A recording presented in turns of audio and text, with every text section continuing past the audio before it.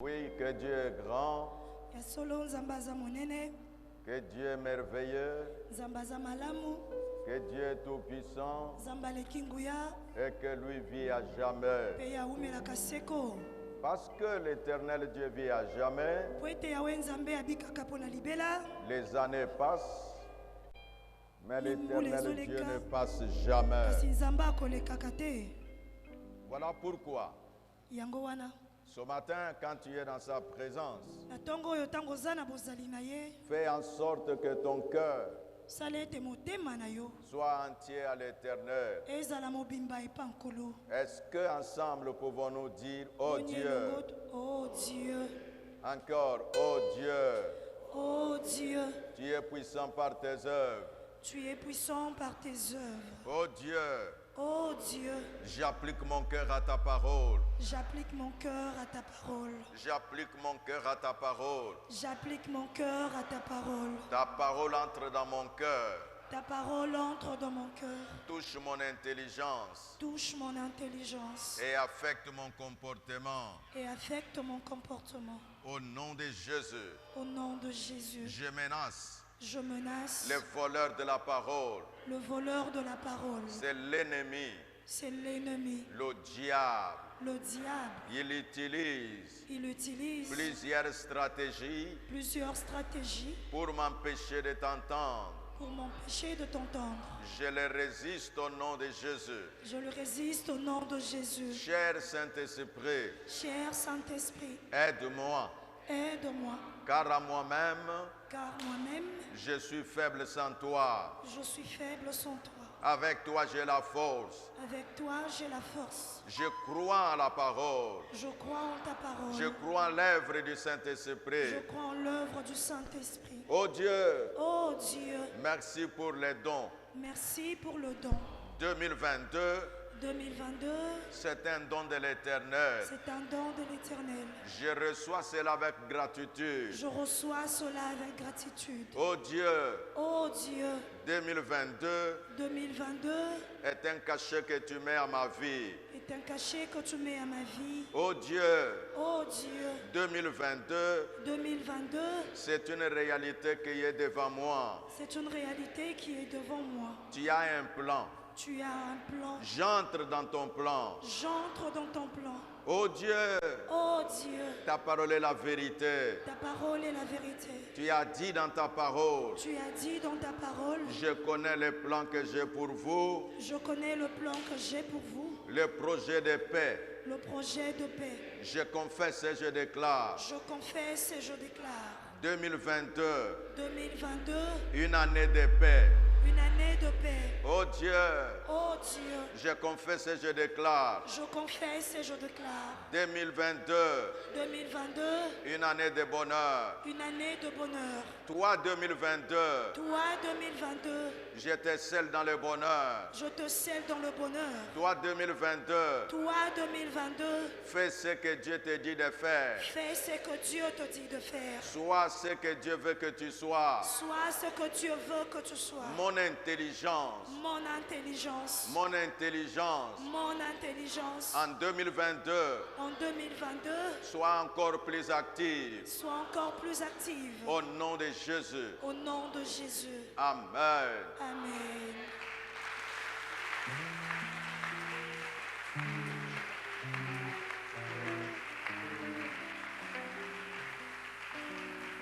Merci. Matondi.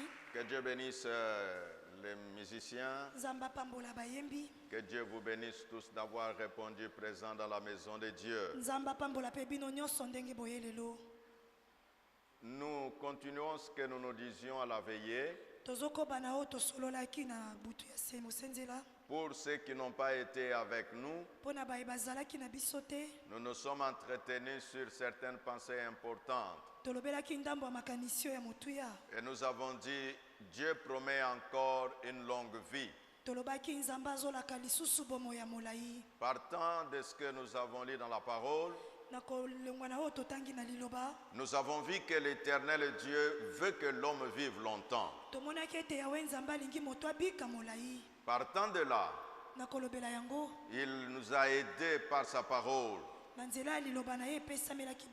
afin que nous comprenions l'importance du temps. Et puis en parlant de l'importance du temps, nous avons vu également les conditions pour vivre longtemps. Nous avons vu comment les principes de la vie, de la longue vie. Et au-delà, nous sommes allés vers les promesses d'une longue vie. Donc dans la pensée de Dieu, la longue vie, c'est ce qu'il a prévu. Mais les choses sont allées en décadence. En décadence, de façon que là où les gens vivaient longtemps, ils commencent à vivre les années abrégées. Dieu ne s'est pas seulement dit, voilà, je coupe les années de l'homme de cette façon-là brusque. C'est en fonction du processus, de la manière dont l'homme s'est comporté sur la terre. Quand vous prenez le déluge, c'était en fonction du comportement de l'homme à l'époque de Noé. Quand vous prenez Sodome et Gomorrhe, c'est en fonction du comportement des humains dans ces villes-là. Ainsi, nous avons lu la parole de Dieu qui nous a montré que Dieu qui promet à l'homme que tu iras dans la tombe, mais rassasié de jour. Dieu est un Dieu de principe. Aller dans la tombe, Dieu avait déjà prévu ça. C'est ainsi quand nous prions pour la longue vie, ça ne signifie pas que nous vivrons éternellement sur la terre. Mais nous devons vivre selon la pensée de Dieu. Nous avons vu comment la Bible nous a enseigné que l'homme vivra pas jusqu'à 70 ans et il ira jusqu'à 80 ans. Alors quand nous disons qu'il est nécessaire que l'homme sache les conditions pour vivre longtemps, en lisant la parole de Dieu, on parle aux enfants: obéissez aux parents et que vous allez vivre longtemps et vous vivrez heureux sur la terre. Ce sont des choses que les parents doivent enseigner aux enfants. Que Dieu a établi des principes. Tu ne peux pas. Tu désobéis aux parents et tu proclames: oh Dieu, tu as dit, j'irai dans la tombe rassasié de jour. Non, Dieu te dira: j'ai établi les principes et j'ai établi aussi comment ces principes se réalisent. C'est pourquoi ce matin, nous allons continuer d'explorer ces pensées. Parce que si nous parlons que l'année, nous, le 2022, c'est une année de reproduction, une année de production et une année de multiplication. Mais quelqu'un qui va dans la tombe ne peut pas se reproduire. Quelqu'un qui va dans la tombe ne peut rien produire. Quelqu'un qui va dans la tombe ne peut pas se multiplier. Et alors Moïse avait compris ces choses. Ainsi il a prononcé une prière. C'est ce que nous allons voir ce matin. La prière de Moïse. La Bible nous dit dans le livre des psaumes, quand nous prenons le psaume 90,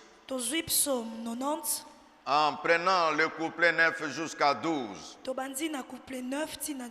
la Bible enseigne, nous allons faire la lecture qui dit Tous nos jours disparaissent à cause de ta colère. Nous voyons nos années s'éteindre comme un soupir. La durée de notre vie s'élève à 70 ans. Et pour les plus robustes à 80 ans. Mais l'orgueil qui l'en tire n'est que peine et misère. Car le temps passe vite et nous nous envolons. Et nous nous envolons. Qui a conscience de la force de ta colère et de ton courroux pour te craindre? Enseigne-nous à bien compter nos jours. À bien compter nos jours. À bien compter nos jours. Afin que notre cœur parvienne à la sagesse. Quand cet homme Moïse, qui est l'auteur de ce cantique, il dit à Dieu dans sa prière: oh Dieu, enseigne-moi à compter mes jours. Et au pluriel, enseigne-nous à compter nos jours. Ce n'est pas compter pour compter, mais c'est compter afin d'apprendre comment vivre avec sagesse. C'est compter ces jours afin de savoir vivre comment cela s'exige sur la terre. Quand on dit bien compter, ça signifie qu'il y a aussi d'autres qui comptent mal. Comment toi tu comptes tes jours? Est-ce que tu les comptes bien ou bien tu les comptes mal? La mauvaise façon de compter le jour, c'est quand cet homme est en train de dire tout le temps est avec moi. Tu comptes mal. Car même Jésus a dit: tu ne connais ni le jour ni l'heure. Et il dit que je viendrai comme un voleur. Un voleur, quand il arrive, il n'avertit pas. Nous avons lu dans la parole de Dieu, quand vous prenez les différents exemples de ceux qui ont vécu longtemps, quelque chose a attiré mon attention. Ils n'ont pas vécu tous le même nombre d'années. Même si tous ont dépassé 900 ans, les uns sont allés 950, les autres 905, les autres 912, les autres 969, et dans toutes ces différentes dimensions. Moïse dit à l'Éternel: apprends-moi à bien compter mes jours. Le problème de l'homme sur la terre, c'est de penser que le sort de l'autre sera mon sort. Et c'est ce qui fait que les gens vivent avec peur. La peur de ce qui est arrivé à l'autre peut m'arriver. Oui, c'est une vérité. Parce que nous vivons tous sur la terre. Oui, nous sommes obligés à passer des différentes manières par les mêmes voies. Ça veut dire quoi? Tous passant par la mort de différentes manières et dans de différentes occasions. Quand l'homme est averti, quand l'homme a conscience, alors il se dira: de quelle manière je vivrai sur la terre. Donc je vais dire ce matin, quand on te fait un don, Je donne un exemple. J'appelle une personne parmi vous. Je prends ce que j'ai. Je lui donne. Dès que je lui donne, il le dépose par terre et il continue la marche. Je vous pose la question, l'assemblée. Comment je sentirais? Pardon? Mais il avait pris, non? Mais pourquoi je dois sentir mal? Pardon?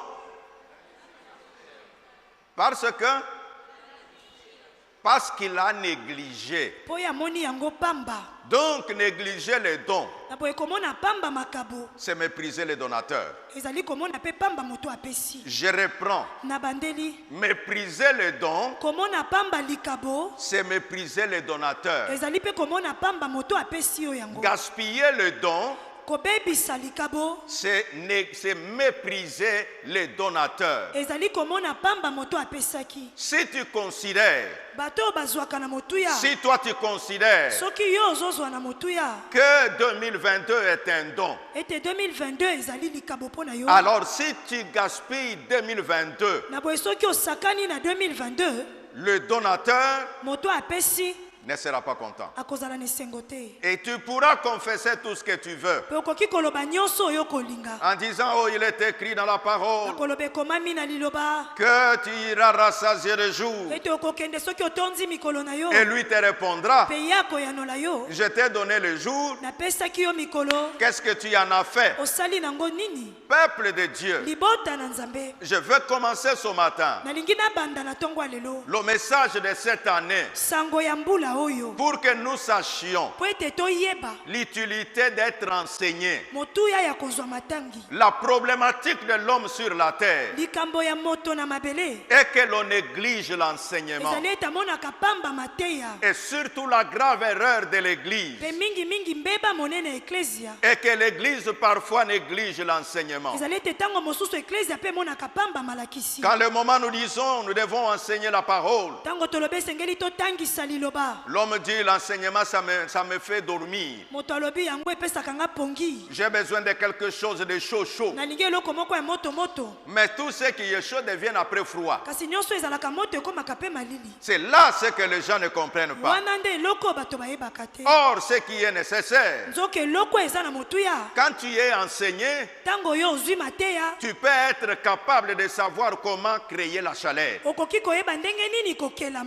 Voyez comment les gens vivent dans des zones où il fait très froid. Quand il fait très froid, par exemple en Europe ou en Amérique, quand il neige, vous sentez les mains comme si ça ne t'appartenait pas. Je me dis, cette façon, si cela nous arrivait en Afrique, comment est-ce qu'on peut vivre? Mais Dieu lui-même a donné à ces gens-là de l'intelligence, des façons de savoir comment faire quand il fera froid, comment faire et quand il fera chaud. Enseigne-moi ça, c'est Moïse qui prie. Je veux que cette année, que par les compassions de Dieu, que nous puissions aimer l'enseignement. N'aimons pas seulement du prêt-à-porter. On a fait, moi je porte. Non, aime aussi qu'on t'enseigne. Comment toi aussi tu peux faire. Quand tu connaîtras comment faire, c'est là que nous serons capables d'atteindre la pensée de l'année de se reproduire. Le moment que l'on enseigne quelqu'un, c'est pour faire en sorte qu'il devienne, pour qu'il ne puisse pas demeurer au même moment. Là où il était hier, c'est là que vous le retrouvez des années plus tard. L'enseignement. Moïse dit, enseigne-moi. Que Dieu te permette d'avoir la capacité de recevoir l'enseignement. Comment est-ce que tu peux vivre en tant que chrétien? Être enseigné dans ça. Mais quand toi tu préfères qu'il faut seulement qu'on fasse pour toi. Ça c'est l'allure de bébé. Les bébés aiment qu'on fasse tout pour eux. Les bébés aiment que l'on prie pour lui. Les bébés n'aiment pas qu'on l'enseigne comment prier. Si vous enseignez au bébé comment prier, il va penser que tu es fatigué de lui. Or ce n'est pas ça. L'enseignant rend l'homme capable et l'enseignement donne à l'homme la responsabilité. C'est ainsi même Dieu quand il parla avec Moïse. Il dit à Moïse, moi je t'ai donné les lois, mais tu vas enseigner cela au peuple afin que le peuple sache comment se conduire. Je veux que le peuple de Dieu dise enseigner. Enseigner. Se laisser enseigner. Se laisser enseigner. Être enseigné. Être enseigné. Accepter d'apprendre. Accepter d'apprendre. Encore accepter d'apprendre. Accepter d'apprendre. Aimer l'apprentissage. Aimer l'apprentissage. Et donc, frères et sœurs, dans ce que Moïse demande l'enseignement, il dit qu'on l'enseigne comment bien compter le jour. Alors quand on dit compter, je me pose la question, est-ce que c'est vraiment compter de 1, 2, 3, 4? Je ne sais pas, mais je ne crois pas. C'est être conscient comment le temps évolue, le jour que Dieu me donne, de quelle manière je peux gérer ce jour-là, de quelle manière je peux donner de la valeur à ce jour-là, de quelle manière je peux comprendre l'importance du temps que Dieu me donne. Cet enseignement est nécessaire. Savez-vous, quand nous allons dans les éléments scientifiques, les gens veulent apprendre beaucoup de choses, mais ils ne sont pas prêts à apprendre la gestion du temps. Or, le temps est un facteur très important. Je vais te dire ce matin, quand Dieu a commencé à créer le monde, le premier jour, il l'a consacré à la création du temps. Je veux que nous puissions voir la parole de Dieu. Nous sommes dans le livre de Genèse. Nous prenons le chapitre 1er. Et là, nous irons pratiquement au verset 3 et 4. La Bible dit, Dieu dit qu'il y ait de la lumière.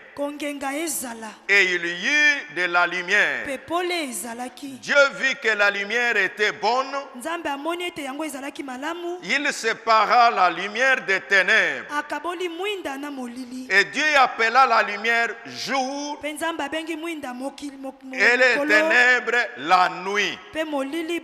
Il y eut un soir et il y eut un matin. Ce fut le premier jour. Vous comprenez par là comment Dieu donne de la valeur au temps.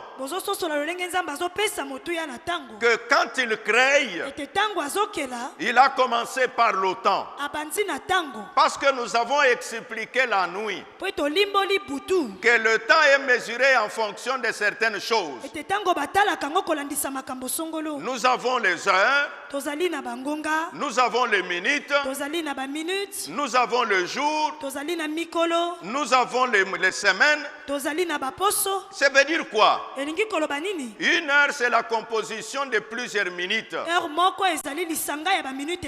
Un jour, c'est l'ensemble de plusieurs heures. Une semaine, c'est l'ensemble de plusieurs jours. Et plus un mois, c'est l'ensemble de plusieurs semaines. Et donc, quand tu comprends de quelle manière être conscient de ton temps, alors tu ne vas pas les gaspiller. Je me rappelle en Europe, quand vous allez à la gare, on écrit un retard d'une seconde. Ça va te mettre en retard d'1 heure. Alors avant, je n'avais pas compris. Je posais la question à l'homme qui marchait avec moi. Quelle est la relation entre celui qui est en retard d'1 seconde et qu'il se retrouve en retard d'1 heure? On me dit, voilà comment les trains fonctionnent. Quand le train arrive, on te dit bien, dans 30 secondes, le train sera là. Et à la seconde, le train est là. Et on te dit que dans 5 secondes, dans 10 secondes, le train va démarrer. Et quand les 10 secondes arrivent, le moment que toi tu arrives, la porte se ferme. Donc s'il y a un retard juste d'1 seconde, quand ce train est parti, tu dois attendre le prochain train. Et le temps que le prochain train arrive, ça dépend des heures. Il y a le moment que cela peut arriver que le train se présente 5 minutes après. Et ton train est déjà parti. Et quand tu attends les 5 minutes, il y aura les minutes que le train doit attendre pour charger les gens. Et puis il te prend. Tu continues la marche. Et le retard d'1 seconde, le train qui était déjà parti, avec les différents arrêts, tu vas te retrouver à destination. Quand tu devais arriver à 9h, tu te retrouves là-bas à 10h. Les responsables qui vont dans des bureaux sont ici. Quelqu'un qui arrive au travail en retard d'1 heure. Alors tu connais la sanction. Frères et sœurs, c'est pour dire quoi? Que si tu veux bien compter ton temps, établir les objectifs. Je vais donner un exemple. Les uns et les autres qui travaillent dans des banques sont dans cette salle. Quand tu vas à la banque, nous savons que la spécialité de la banque, c'est l'argent. Quand on voit quelqu'un entrer à la banque, on a une idée. Soit c'est pour déposer l'argent, c'est pour retirer l'argent. Maintenant, quand tu viens, si l'argent ne t'appartient pas, tu dis à la banque, je veux que tu m'aides avec un peu d'argent. La première des questions que la banque te pose, l'argent c'est pour faire quoi? Et quand tu réponds, je suis un commerçant, j'ai besoin de cet argent pour faire tel commerce. Et on te pose la deuxième question. Tu vas retourner ça dans combien de temps? Est-ce que quelqu'un peut dire avec moi le temps? Le temps. Encore le temps. Le temps. Donc ces gens-là te regardent. Si tu dis, je vais retourner dans une année, alors ils font le calcul. Le calcul est fait sur base de quoi? D'abord sur base de l'objectif que toi tu as dit. Que l'argent que j'aurai, je veux travailler pour aller planter, faire l'agriculture. Et la banque se dira, c'est quel type d'agriculture? Oh, moi ça sera le manioc. Et la banque dira, le manioc, pour que ça se produise. Alors nous connaissons les temps et nous pensons que ça ne sera pas possible. Pour dire que quand tu dis j'ai le temps, ton temps tu l'organises autour de quel objectif? Quand tu dis que l'Éternel m'a fait un don, et il m'a donné 2022. 2022 c'est un temps. Alors qu'est-ce que tu feras de 2022? Si tu veux que 2022 devienne quelque chose d'irréalisable, pour que les donateurs soient contents, il faut que tu organises 2022. Et en organisant 2022, tu dois organiser cela autour des objectifs. Que ce soit objectifs spirituels, les objectifs financiers ou les objectifs familiaux. Et quand tu as organisé ton année de cette façon-là, c'est là que la pensée de l'année peut se réaliser. La reproduction, la production et la multiplication. Mais si tu ne le fais pas, les donateurs ne seront pas contents. Si le donateur n'est pas content, alors peut être appliqué sur toi ce qui est dit dans la parole, que si on t'a donné et que tu n'as rien fait avec les dons, les donateurs se réservent le droit de retirer son don en disant, alors avec toi, mon don c'est un gaspillage. Autant que je retire mon don, que Dieu ne te retire pas 2022.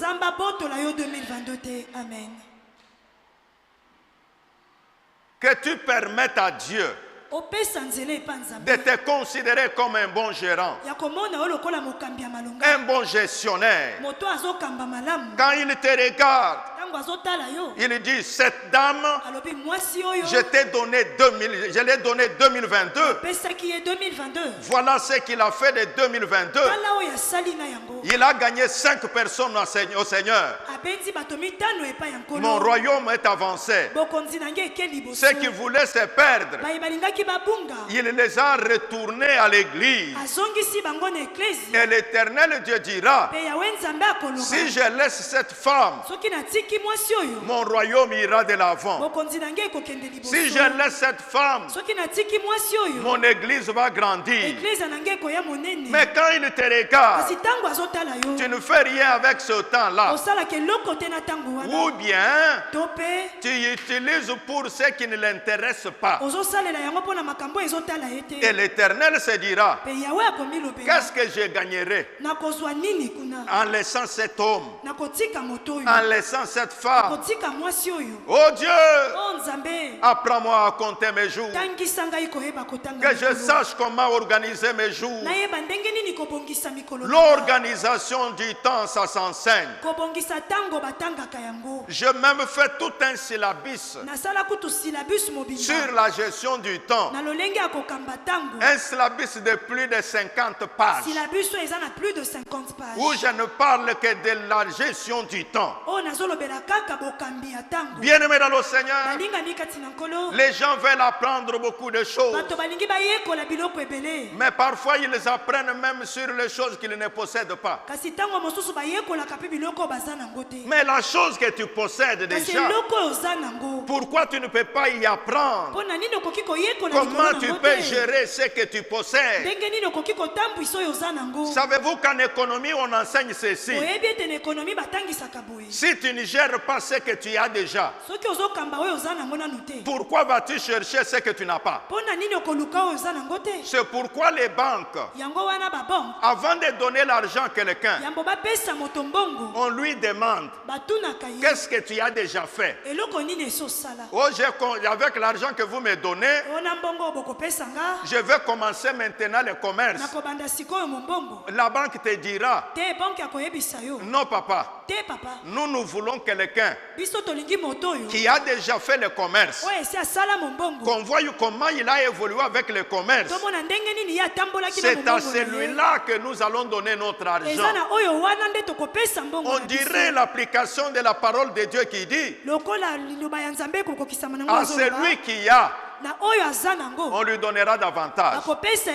À celui qui n'a rien, on lui enlèvera même ce qu'il a. Oh Dieu, permet à quelqu'un ce matin de ne pas gaspiller son don. Le temps, c'est le don que Dieu a donné à tout le monde de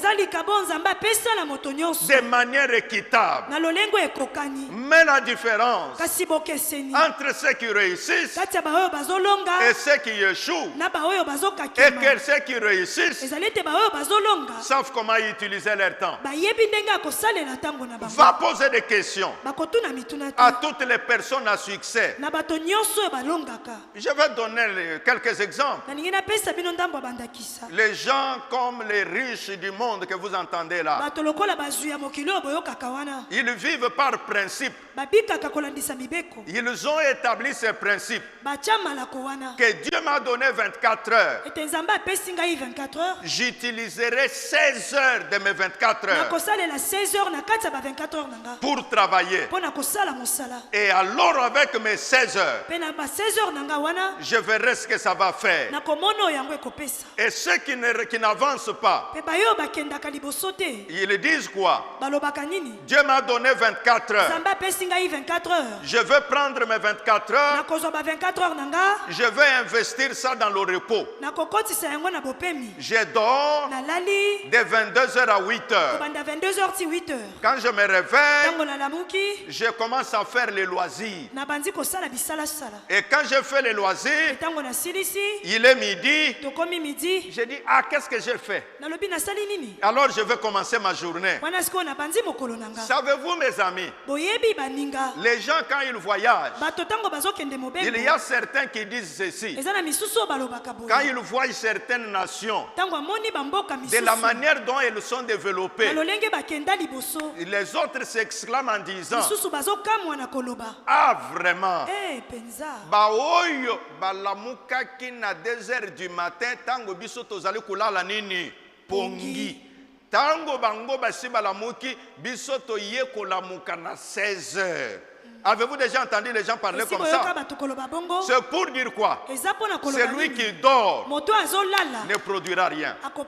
Celui qui dort n'avancera pas. Qu'est-ce que tu feras de 2022? Voilà mon message de ce matin. Même ceux qui exercent le ministère, même des chrétiens sérieux, les chrétiens qui sont zélés, voient leur gestion de temps. Les gens qui exercent les dons spirituels regardent leur gestion du temps. Tu diras, c'est avec raison. Sinon, si tu es là, oisif, quand tu regardes le mois qui passe, sur les autant de jours de culte, comme dans notre église, nous avons plusieurs séances de culte. Pendant un mois, 4 dimanches. Pendant un mois. 8 réunions en semaine. Ça fait déjà 12. Ça c'est pour tout le monde. Maintenant quand nous annexons les réunions sectorielles, tu te retrouves qu'il y a la jeunesse le samedi. Si nous prenons 4 samedis, ça fait déjà 16. Quand nous prenons les femmes heureuses, tous les mercredis, quand vous prenez les 4 mercredis, nous sommes déjà à 20. En d'autres termes, nous avons 20 réunions dans notre église pendant un mois. Si je te posais la question, sur les 20 réunions, toi tu participes à combien? Parce que je parle de la gestion de temps. Ça c'est d'abord en fonction de ta vie spirituelle. Sur 20, toi-même tu connais. Déjà tu as la réponse. Sur 20, moi je participe à 4. Et tu connais les 4, hein? C'est les 4 dimanches. Ceux qui ont été à l'école, tous avons été à l'école. Que ce soit école primaire, secondaire ou université. Quelqu'un qui a 4 sur 20. Pardon? Échec lourd. On peut lui dire de reprendre l'année. On peut faire quoi? En tout cas, celui-ci ne mérite même pas de rester dans notre école. Parce que partout où il ira, quand on le verra, on ne va pas l'injurier lui. On injuriera l'école d'où il vient. C'est pourquoi on chasse les gens dans les universités. C'est pourquoi on chasse les gens dans les écoles. Si ça dépendait de l'élève, il est chez Malula, où il est à l'Institut de la Gombe, quand il a échoué, si on demande à ses parents, ils diront non, qu'il puisse se refaire là-bas. Parce que nous voulons que notre enfant ait le diplôme de Malula. Est-ce que Malula va accepter? Avec un élève qui a 4 sur 20. Il dira à papa, nous avons besoin d'argent. Mais avec un élève comme ça, non, nous aurons l'argent qui ne fera pas honneur. Ça c'est sur le plan matériel. Mettez-vous à la place de Dieu, qui lui a toujours eu besoin de tout. Dieu, quand il demande ton cœur, il dit donne-moi tout ton cœur. Dieu, quand il demande que tu les serves, donc il veut que tu les serves avec tout. C'est une question que je te pose. Le temps, quelque chose que Dieu donne à tout le monde de manière équitable. Mais que font les autres avec leur temps? Ça c'est sur le plan spirituel. Peux-tu me convaincre? Tu viens à l'église 4 fois par mois. Et tu me diras qu'à la maison tu pries 30 minutes. Moi je doute. Tu peux avoir toutes les thèses que tu as. Mais moi je mettrai en doute la thèse que je viens 4 fois par mois à l'église, mais à la maison chez moi, je prie même pendant 30 minutes seulement. Non, moi je doute. Bien-aimé dans le Seigneur, Moïse fait la prière. Enseigne-moi, Dieu, comment compter mes jours. 2022, comment vas-tu compter les jours de cette année? C'est pour cette raison-là. Tu connais toi-même de quelle manière tu as donné ton offrande d'action de grâce. Moi, je vous ai ai enseigné. Sachez pourquoi vous donnez cette offrande. Je vous ai enseigné pourquoi vous rendez grâce à Dieu. Le temps d'une manière vague? Non. Dieu, c'est un Dieu qui va dans les détails. C'est ainsi je vous ai détaillé que si c'est pour les heures, si c'est pour les jours, si c'est pour les minutes, si c'est pour l'année, que tu saches ce que tu fais. Maintenant que nous sommes au 2e jour du mois de janvier, le don est encore entier devant toi. Autour de quel objectif tu vas organiser ton temps? Ça, c'est la première question. Si tu as répondu à cette question, quel est le plan que tu as? 1. Quels sont les objectifs? 2. Quel est le plan que tu as? 3. Quelles sont les actions que tu vas mener pour arriver à la réalisation? Ça veut dire quoi? Tu ne pourras pas réaliser si tu n'as pas posé des actions. Et tes actions, si elles n'ont pas été planifiées, ça va être un problème. Et ta planification, ça doit être sur base d'un objectif. C'est ainsi ce matin, je fais de moi la prière de Moïse. Là où il dit, enseigne-moi Seigneur, je ne veux pas gaspiller mes jours, car mes jours c'est le don que Dieu me donne, parce que Dieu m'a donné ces dons. Je ne veux pas les gaspiller, je veux utiliser ça avec sagesse. Donc l'enseignement a pour objectif de montrer à l'homme comment mettre en pratique les connaissances. Et donc ce matin, peuple de Dieu, pour que tu deviennes un chrétien mature, tu peux bien dire, oh destination le ciel,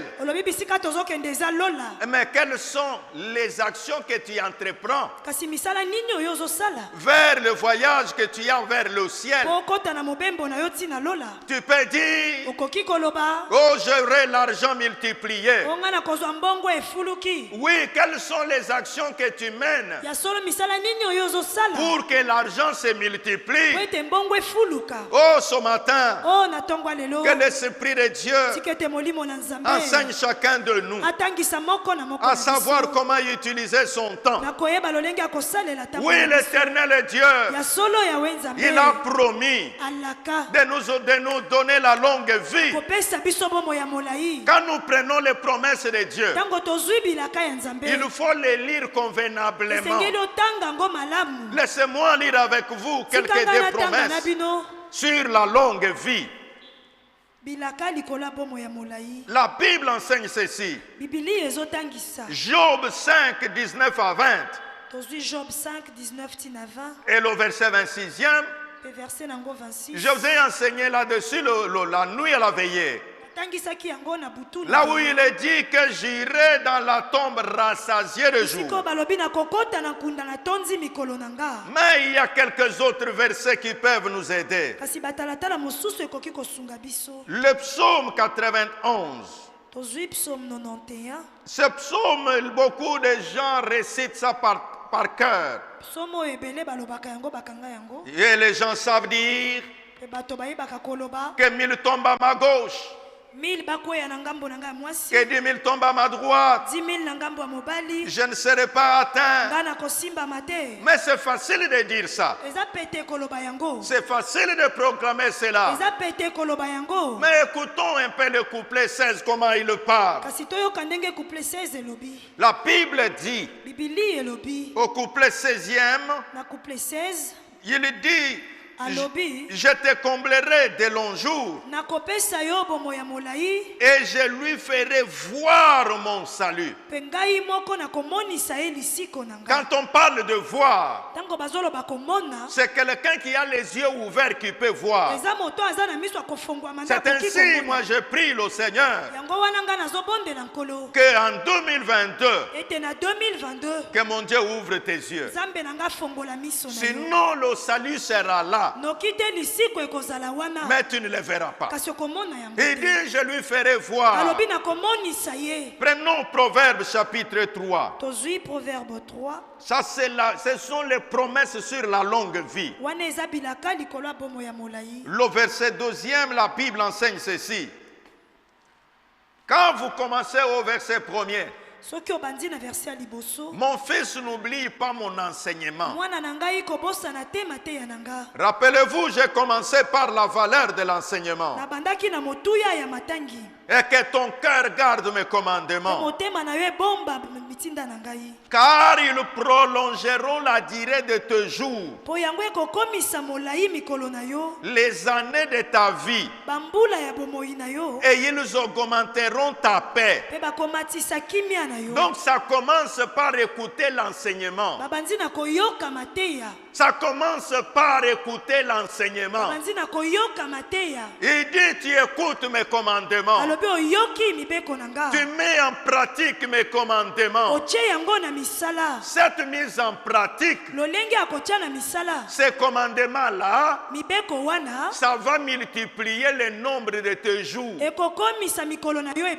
Or, nous avons dit que le temps, ça s'exprime en termes de jours. Et la Bible déclare, ça va augmenter le nombre de tes années. Qu'est-ce qui augmentera le nombre des années? Ce n'est pas la simple confession. C'est être capable d'être enseigné. Que l'Éternel Dieu ouvre le cœur de quelqu'un ce matin afin de donner la valeur à l'enseignement de la parole de Dieu. Beaucoup de gens ont des téléphones. C'est plein de films. Ils ont des téléphones. C'est plein de WhatsApp. Mais d'autres, il y a la Bible là-dedans. Mais jamais ils n'ouvrent l'application de la Bible. Jamais il ne cherche les enseignements de la parole. Mais il préfère les chansons. Non, la chanson a son utilité. L'utilité de la chanson, c'est de préparer ton cœur afin que tu écoutes bien la parole. C'est ainsi quelqu'un qui a bien chanté est capable de bien écouter la parole. Quelqu'un qui a bien chanté, il est capable de bien prier. Donc Dieu fait des choses avec objectif. Mais parfois nous prenons cela pour le divertissement. Quand c'est le moment de me divertir, ok, je mets un peu la chanson. Mais moi quand je vois les gens, quelqu'un qui a bien chanté, dès qu'on commence la prière, c'est le sommeil. Je doute de sa chanson. Donc il a chanté ça avec loisir. Il n'a pas chanté avec son cœur. Si tu chantes avec ton cœur, le moment de prier, tu sentiras la chanson là. C'est comme si tu es dans un véhicule sur une descente.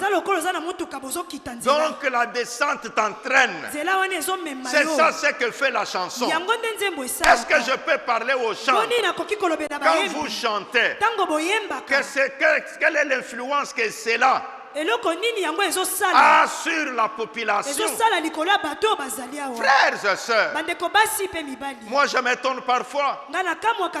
Tu passes par un bar et puis l'homme est là avec sa boisson, il y a une prostituée à côté et puis la chanson chrétienne en train de chanter, et puis il écoute bien, ça ne l'interpelle même pas. Alors là moi je me doute C'est pourquoi j'interpelle les chrétiens ce matin. Et tous les artistes musiciens, vous qui me suivez, il est nécessaire que par nos chansons, que les gens s'approchent de Dieu. Que par nos chansons, ceux qui ne sont pas convertis se convertissent. Que par nos chansons, ceux qui pouvaient abandonner la foi prennent la décision d'aller encore plus loin. Que par nos chansons, ceux qui avaient perdu espoir, qu'ils aient encore l'espoir de vivre. Que par nos chansons, ceux qui pouvaient se pendre, qu'ils disent je ne peux pas le faire. Parce que cette chanson que j'ai écoutée m'a donné l'espérance de la vie. Je suis venu dire à quelqu'un ce matin, Dieu veut que tu vives longtemps. Mais quelle est la place de sa parole dans ta vie? Quelle est la place de l'enseignement dans ta vie? Je veux dire à quelqu'un, généralement, l'enseignement prend beaucoup de temps. Mais les gens, aujourd'hui à l'église, ils ne veulent pas donner du temps à la parole. Ils disent, nous aimons des prières. Mais prières basées sur quoi? Même les apôtres qui étaient avec Jésus, ils ont vu Jésus prier. Mais ils se sont rendus compte que la façon dont Jésus prie et notre façon, c'est vraiment différent.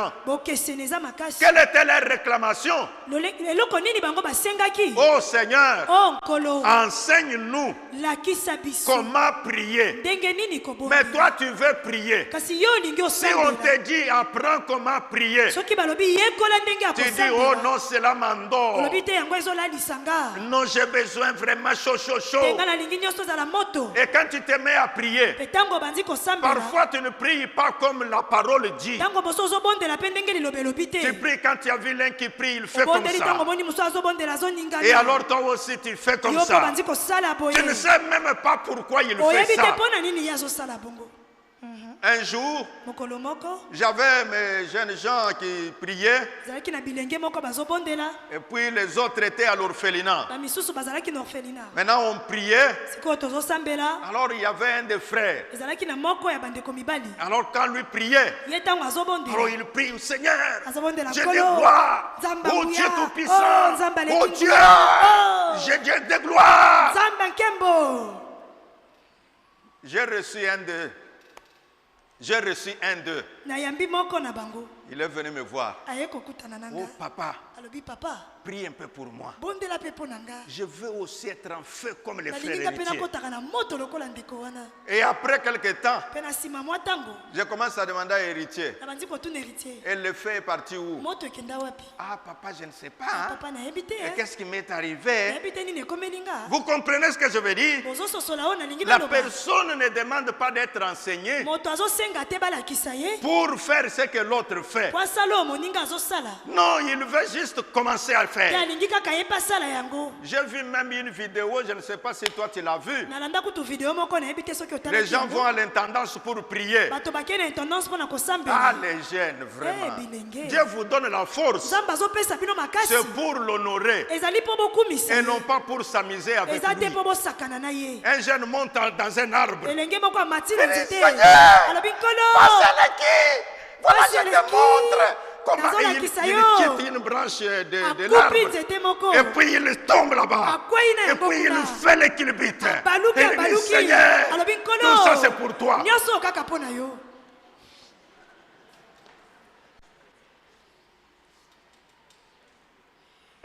Frères et sœurs, Moïse, homme de Dieu, celui qui parle avec Dieu comme un homme parle avec un ami. Il dit, mon Dieu, enseigne-moi. Laisse que ce matin, que l'Esprit de Dieu ouvre le cœur de quelqu'un, touche le cœur de quelqu'un, pour qu'il apprenne ce que vaut la parole de Dieu, ce que vaut l'enseignement de la parole. Qu'est-ce que Jésus a donné comme recommandation? Faites de toutes les nations des disciples. Enseignez-les. Enseignez-les. Enseignez-les. L'enseignement de la parole. Mes frères et sœurs, pour qu'on se reproduise, on doit être enseigné. Pour qu'on se multiplie, on doit être enseigné. Pour qu'on produise la valeur de l'enseignement. J'ai parlé beaucoup des exemples des banques. Des banques. Vous savez ce qu'on fait? Quand quelqu'un est approuvé pour le crédit, on lui dit, mets-toi là-bas, qu'on puisse t'enseigner comment tu utiliseras ce crédit-là. Et quelqu'un a confessé. Il dit, papa, ben, les gens des banques là, ils ont raison. Quand ils nous disent, on vous enseigne comment faire. Quand ils parlent, moi j'ai dit, non! Qu'on t'enseigne. C'est comme le ministère. Ça s'enseigne. Ce n'est pas parce que le Saint-Esprit est descendu sur toi. Tu penses que tout est là. Même chanter là. Même si tu as une belle voix. Ça s'enseigne. Même prier. Même si tu as la force de prier. Ça s'enseigne. Même donner l'argent. Oh, j'ai toujours eu le cœur de donner. Ça s'enseigne. Peuple de Dieu, aimons l'enseignement. Que l'esprit de l'enseignement descende sur le peuple de Dieu. Descende au sein de l'église. Que l'église comprenne la valeur d'être enseignée. Quelle est la différence entre les pays développés et les pays sous-développés? Les pays développés mettent l'accent sur l'enseignement. Les pays sous-développés, que tu enseignes, tu apprennes, que tu n'apprennes pas, c'est ton affaire. Mais ailleurs, même les gens, les footballeurs là, tu peux connaître bien jouer. Si tu échoues à l'école, on te chasse de l'école et on te chasse dans les clubs. Je crois que le prophète Eugène nous a donné son exemple la fois passée. Un jour, ils ont joué le match, il avait marqué 6-3 buts. On appelle, mais toi, tu es un monstre ou quoi? Mais quand au cours, ça ne marchait pas, on lui a dit, monsieur, ça ne marche pas, on va te chasser. On te chasse au cours, on te chasse de l'école et on te chasse aussi au sport. Pourquoi? Parce qu'ils ont appris que tu ne peux pas avoir quelqu'un qui a le talent de faire quelque chose, mais dont la tête ne fonctionne pas. Oh, que Dieu fasse que les chrétiens, que les enfants de Dieu que nous sommes, nous puissions mettre la première chose à la première place. Accepte d'être enseigné sur le temps. Comment utiliser le temps? Mais toi tu veux quoi? Qu'on t'enseigne comment couper les arbres? Non, les arbres ont été créés plus tard. Ce que Dieu a créé en premier, le tout premier jour, c'est savoir comment séparer le jour de la nuit. Et il a placé les astres dans les cieux pour marquer les époques et les années. Moïse a compris. Il dit, mon Dieu, enseigne-moi à bien compter mes jours. Que ce matin, que le Saint-Esprit t'aide à bien compter tes jours. Que le Saint-Esprit t'aide à bien compter le jour de tes enfants. Que Dieu bénisse sa parole.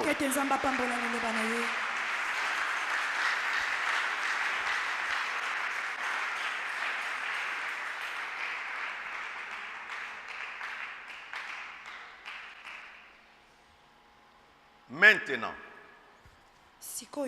la prière que nous voulons faire, c'est de dire à Dieu, donne-moi un cœur disposé d'apprendre tes choses,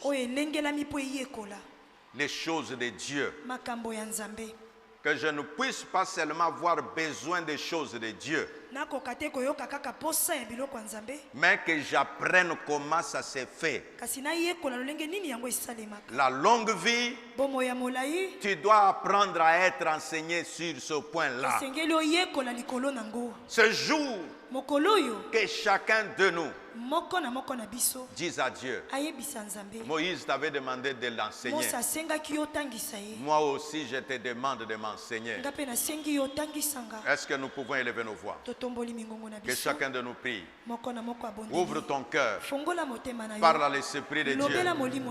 Dis-lui, Seigneur, enseigne-moi à comprendre comment compter mes jours. Que je ne marche pas comme un ignorant. Que je marche avec sagesse. Et Moïse a dit que quand tu m'enseigneras, c'est pour que je sache comment me conduire. Car les jours sont brefs sur la terre. L'homme ne vivra pas éternellement.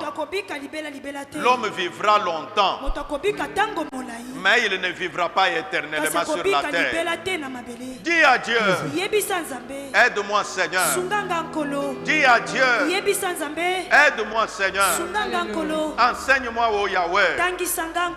Dis à Dieu, parle, parle, parle. Prie. Bondela, prie, bondela, prie, bondela, prie, bondela, prie, bondela, prie, bondela.